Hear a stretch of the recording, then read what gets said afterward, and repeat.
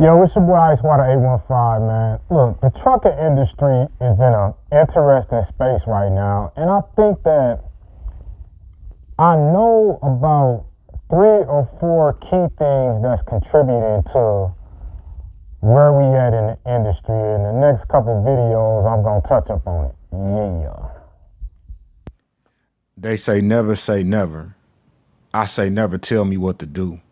A person will never put you in a position above them. That's never a lie, always true. Success never comes without risk, and risk never comes without fear. YouTube is a smoke and mirror, never how it appear. Alright, so let's get right to it. The first spot that I'm gonna start is, and I know some people, I might lose some people behind this or whatever, but I'm just gonna start here. It's enough for everybody. Like, matter of fact, it's so many like pieces to this puzzle that I'm gonna get everybody. Okay. All right. I'm putting cases on all. But I'm gonna start with this first group right here. Dispatchers. Yeah, I know. Man, Ice, what you talking about? What the dispatchers got to do when we're trucking it? I'm glad you asked. What I've noticed is, within the last couple of years, it's been like a whole bunch of people getting into the dispatching business inside the trucking industry. And why I see that as a contributing factor to where the trucking industry is right now is because these dispatchers have no experience in the trucking industry.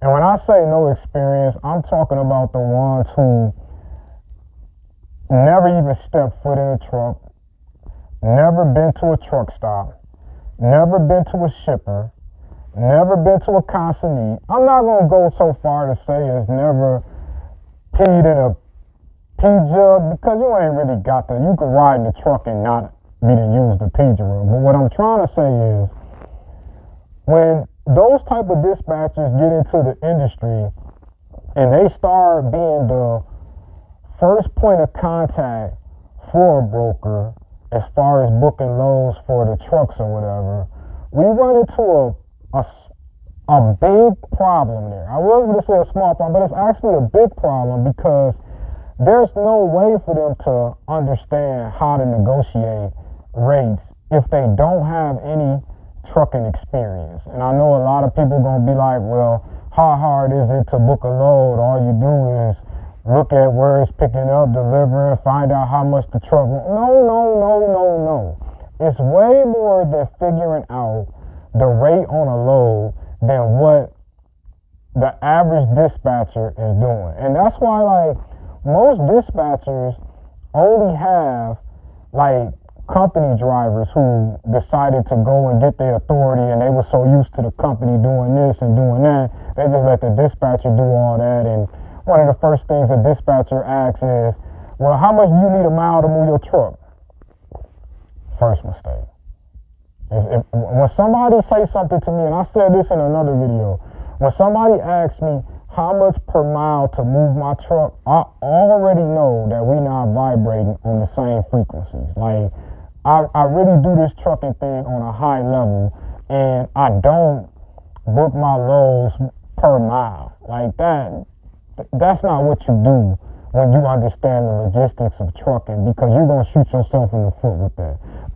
Back to the dispatcher.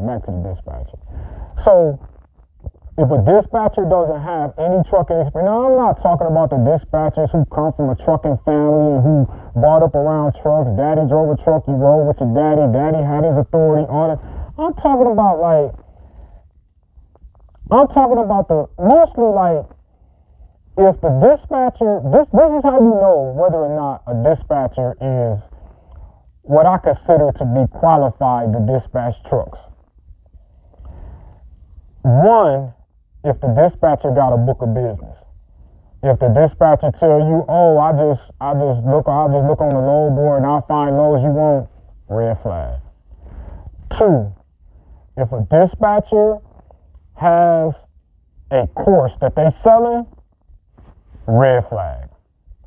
3, if a dispatcher doesn't really have a waiting list, like if they dispatching more than like, yeah, I know people gonna try to get on me about this, but I don't know, like if they dispatching more than 10 to 15 trucks, and 15 is pushing, I'm gonna say 10.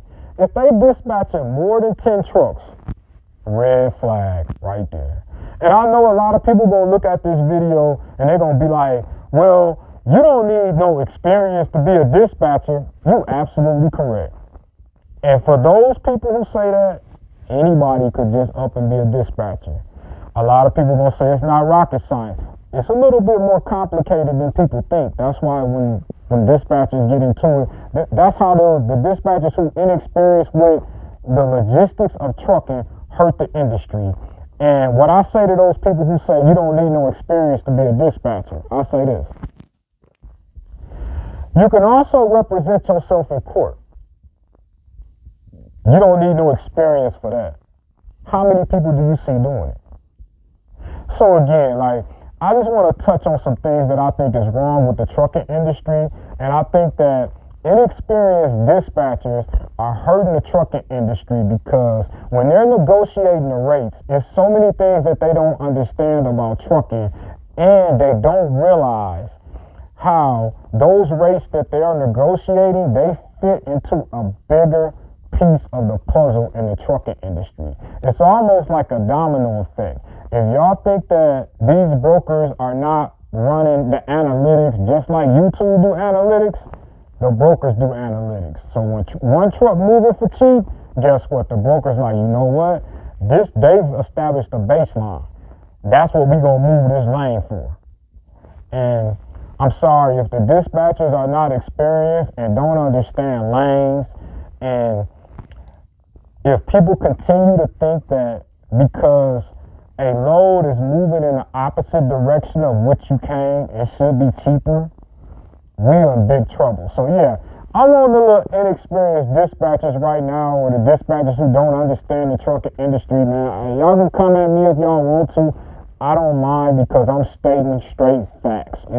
If you don't understand the hours of service, if you've never been to a shipper, you've never been to a consignee, or you're not talking to somebody who can put you up on game about how logistics actually work, you shouldn't be negotiating rates with a broker. If you don't understand that what time traffic is, what time a pickup time is, what time it's not, if you can't tell when a broker's lying, if you're not going to call and verify the information, you shouldn't be dispatching.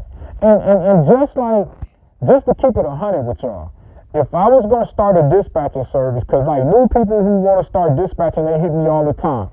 And they're like, how can I get customers? How can I do this? Well, how can I get truck crews? I guess they're asking for. How can I do this? How can I do that? And I give them the same spiel. How many of them take it? I don't know. But if I was to start a dispatching service, I would offer my service free for the first week to the trucker and see if I can make them money. I think that's the best way to get somebody to believe in you. And if you don't believe enough in yourself to do that, then you can't dispatch. Well, I don't need a dispatcher, but just say I did. You couldn't dispatch for me. Hey, look, this is Brian Swatter 815, man. Y'all let me know what y'all think in the comment section. But I think that the dispatchers, the new dispatchers that's running around, these guys who got the authority and was like, well, I'm going to teach my girl to dispatch. How you going to teach her when you don't know nothing? My wife going to dispatch. How she going to dispatch? You learn trial and error? Y'all killing the trucking industry with trial and error. I don't know why y'all trying to make it seem like this is such a new phenomenon. Trucking been around forever. Booking loads been around forever. Stop trying to reinvent the wheel. And stop thinking that what you do only affects you, because it's a much bigger picture that it affects, and it's almost like the great race to the bottom, and you contributing to it. Hey, look, this is Brian Swatter 815, man. And I'll see you on the next video, man. I got some more people to come after, too. Been through a lot of pain in my life, and I pray the Lord take it all away.